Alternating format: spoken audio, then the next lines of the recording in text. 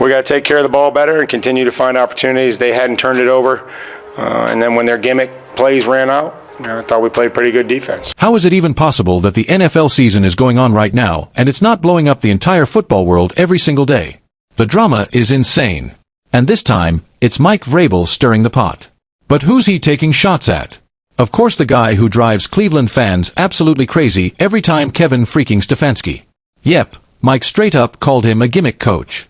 Like seriously, what is even happening right now? But I'm telling you right now, this the real thing. This is the real thing. He called that fool a gimmick coach, I ain't lying. But let's actually break down what this whole story was about.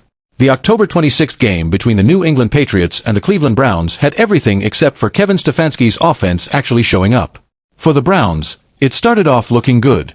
They came out strong in the first quarter, running clean drives, moving the ball both on the ground and through the air, and even scoring an early touchdown to take the lead.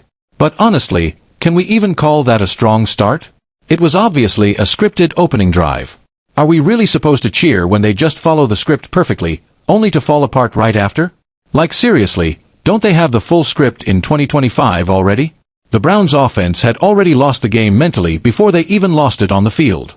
But before Cleveland fans start coming for me, let me just say I get it. You were holding on to that early spark. The problem is, hope doesn't win football games, smart play calling and solid drafting do. How can anyone expect to win when it's clear your quarterback can't do anything once the scripted drives end? Meanwhile, the Patriots handled it easily, like they knew from the first snap they were going to crush this gimmick team. Honestly, who watched that game and didn't think the whole thing looked like one big trick show?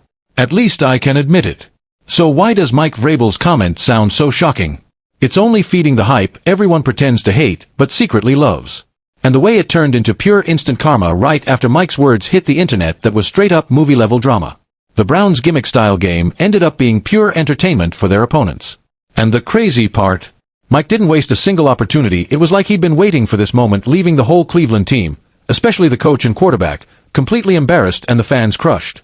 But jokes and gossip aside, do you honestly think Kevin Stefanski really is a gimmick coach? And why is he catching so much hate right now? Is he hated without a reason, or maybe just not hated enough? For a lot of people, they think he's getting exactly the hate he deserves, not too much, not too little. And honestly, this isn't even about just one game. Kevin Stefanski's decisions have been keeping the Browns on edge for way too long. It's gotten to the point where defending him feels almost impossible. And that can't be right, can it? And no, this isn't some agenda or PR stunt for Shedeur Sanders. It's about bad drafting, questionable calls, and a massive ego that can't handle criticism. The kind of ego that could destroy everything, even a key team in one of the most hyped NFL seasons we've seen. Stefanski gotta be one of the most hated people in America, bro. I just gotta be honest. Everybody in Cleveland want to see Kevin Stefanski out of here like last year. They sick of this fool. Not to mention this whole Dylan Gabriel situation need to be unplugged. The way Dylan Gabriel carried himself on the field said a lot.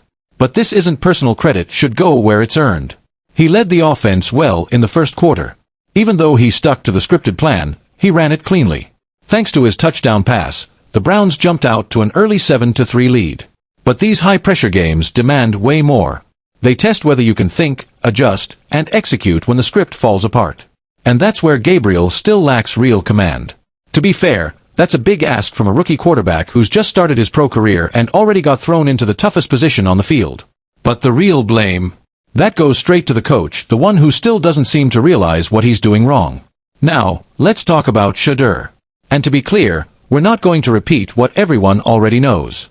His talent on the field is undeniable. He's been outstanding, and everybody sees that. But there's one question no one's answering.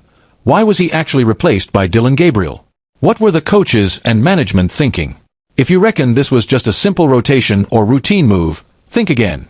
And don't hit me with the same tired rumor that he's injured. He's clearly not, and he's made that obvious himself. Dylan Gabriel looked like Dylan Gabriel. His luck finally ran out with the picks. He also gave up a safety. Chris, I've seen enough. I said I've seen enough last week. But if Shedeur can't stay healthy, you're going to get him on the field. Chris, did he work out on the field before the game? Yeah, tried to get loose and get ready. How do you get hurt? They won't even let the kid play. This decision raises even bigger questions about the team's strategy. the management's accountability, and the logic behind their quarterback choices. Because the kind of message it sends to both the players and the fans completely shakes Cleveland's credibility. And until the management steps up and explains what's really going on, the speculation and frustration will only keep growing, along with a rising hate toward Kevin Stefanski. And circling back to Kevin Stefanski's questionable decisions, you really have to wonder if there's something personal going on between him and Shedeur. Because seriously, why would a coach risk a young quarterback's career right in his prime just to bench him for another rookie? I'd be the first to defend Stefanski for backing Dillon Gabriel if there were no better options or if Shedeur was actually injured. But the truth is, Shedeur Sanders has been nothing short of outstanding, showing skill, composure, and a high football IQ, and has been the one effectively leading this team. So this decision doesn't just raise eyebrows, it makes the entire football world stop and wonder what's really happening behind the scenes. It's one thing to stick to a plan, but it's a whole different story when that plan jeopardizes a player's growth and momentum, especially when the replacement isn't even clearly better. That's exactly why this situation has become so frustrating for everyone watching. And now, the reaction is as predictable as ever. Fans are calling for Kevin Stefanski's removal or resignation. But what Kevin Stefanski is telling all of us straight to our faces is that Dillon Gabriel is his guy, and he will never start Shedeur Sanders. Yep. Unless Dillon Gabriel can't play. He might even play Bailey Zappi before he plays Shedeur Sanders. He might go ask the Baltimore Ravens to trade back for Snoop Huntley before he plays Shedeur Sanders. He might even go ask the Bengals to trade Joe Flacco back so he can be the starter before he plays Shedeur Sanders. He might even go to the Raiders and get Kenny Pickett back before he plays Shedeur Sanders.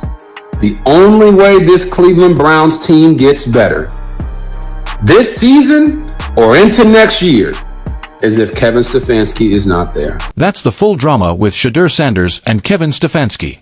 Are Stefanski's moves fair or just gimmicks? Share your thoughts in the comments below. Like, subscribe, and stay tuned for more NFL controversy.